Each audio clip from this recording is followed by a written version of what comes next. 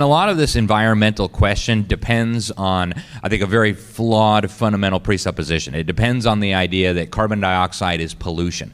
And I would argue, after interviewing hundreds of scientists, including many who've worked for the UN IPCC, many of the leading scientists in the world, that the notion that CO2 is pollution is absolutely preposterous. We exhale about 2 pounds of it every single day.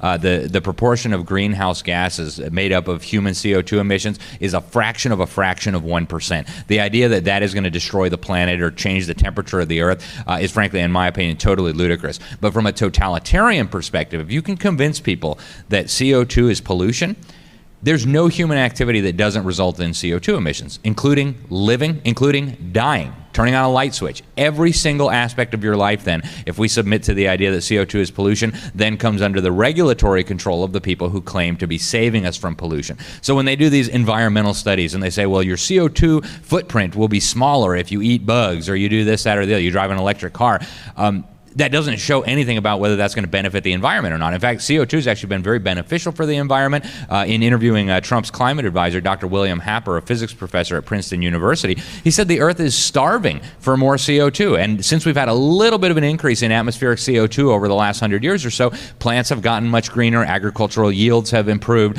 So I think we need to also talk about the fundamental presupposition here. Is CO2 really pollution? If it's not, then all these alleged environmental benefits are completely fictional.